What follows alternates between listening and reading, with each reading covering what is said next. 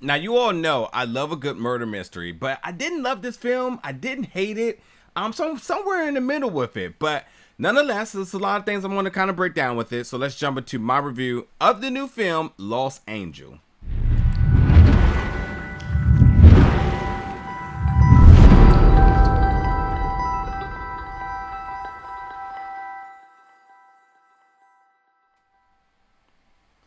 What's up, everybody, and welcome back to the channel today for another review. And today we're going to be reviewing the film Lost Angel, which is going to be available on demand and digital March 15th. So yeah, I got a chance to check out this film early. It is an independent film. I'm not familiar with anybody involved with this film, but reading the synopsis totally seems something I would want to check out. As I said, it is a murder mystery, which I'll read it in a second. But overall, you know, after watching it, I was like, okay, I'm not mad at it. I didn't love it. I didn't hate it. Somewhere in the middle with it here. And I think that's always my, my thing with independent films, is because at the end of the day, they don't have the big budget. They don't have the big production, but do they tell a good story? And, or do they lay enough foundation to intrigue me for the next project? And that's where I'm at with this, is that I felt like everybody involved, there's definitely potential of seeing growth in their careers. And even with everybody involved in from the behind the camera aspect, I think that there's still enough intrigue to kind of see what their next projects may be.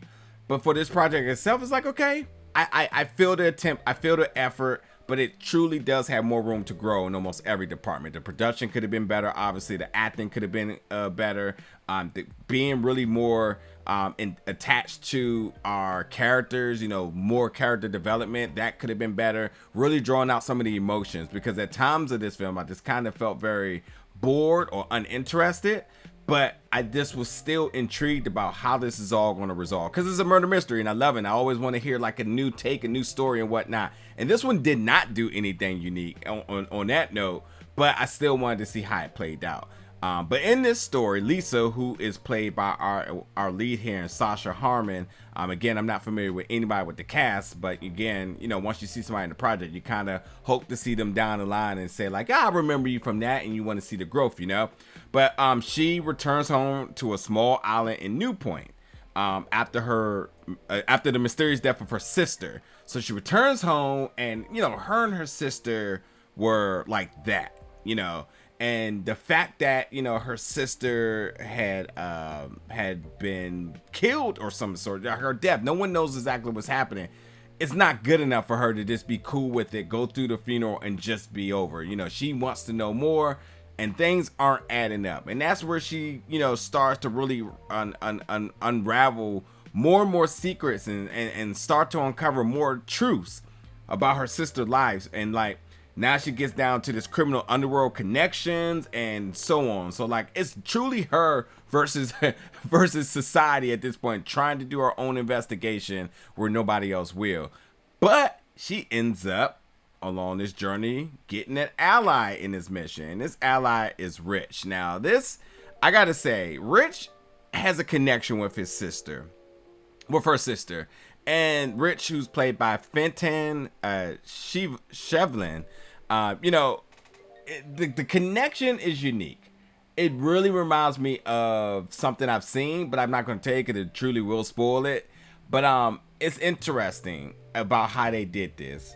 But again, I still would have liked a greater appreciation for these characters and the connection, especially with Rich and his backstory, because I think that would have really drawn an emotional factor into everything that was going on.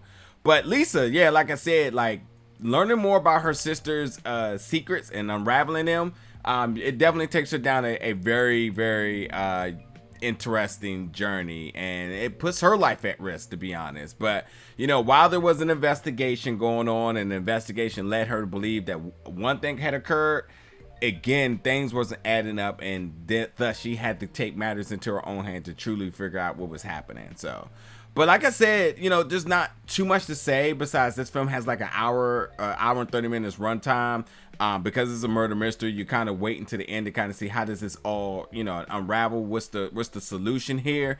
And it wasn't nothing unique. I definitely felt very underwhelmed about the conclusion of the film, but I am still very much intrigued about everybody involved, because I thought that the production a few more dollars, and I think it's absolutely better. So for what it's worth, I thought it was solid. Acting, you know, nothing out of the box, but I think there's definitely a lot of growth for everybody involved. And by that, I guess I should kind of flip this to the other end. I didn't find any particular things that just stood out to me, and I was like, oh, that's bad, that's horrible, you know, in terms of performances, in terms of editing, in terms of the production. There was parts of the script and especially with the plot in particular that I felt could have truly just been better.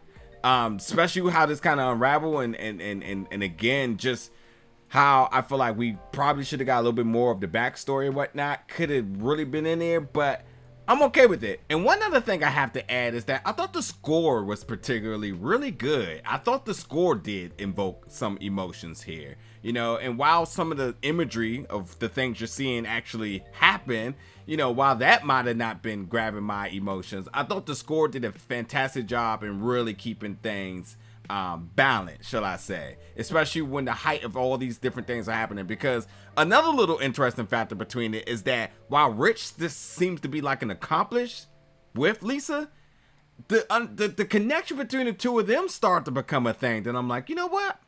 I'm actually more intrigued in them two than Lisa figuring out what happened to her sister, which is not something I predicted, but I don't know. Here we are. But I did have this film described to me as Twin Peaks meets EastEnders. So, like, if you love a good British thriller, I think also this may be down your path of interest. And I also got to say that the happy ending that they kind of give us with this at the end, it definitely made me smile. I was happy. I wasn't expecting that, but I was like, you know what? That's pretty cool because, there's a point in this story when I had to kind of go back and watch like a few times. I was like, wait, something's not adding up here. And I get it. So, you know, while Lisa is on a journey to kind of give herself closure, it's not only just about her. Everything in her journey is really about everybody else. She's trying to help her sister. She's trying to help Rich. Rich is also connected with her sister. So, like, you know, it's just Lisa trying to give back in a way that she can. And you know, that's a very heartwarming part of the story that I was like, you know what? I can get with that. But hey, check it out. It's on demand and digital. Lost Angel, March 15th. Jump in the comments and let me know your thoughts about it. Again, I highly conscious that, like, I don't think this was a spectacular film. I didn't love it. I didn't hate it. But it was definitely worth a watch. I just was kind of sitting back like, you know what? I don't mind this. And let me be clear.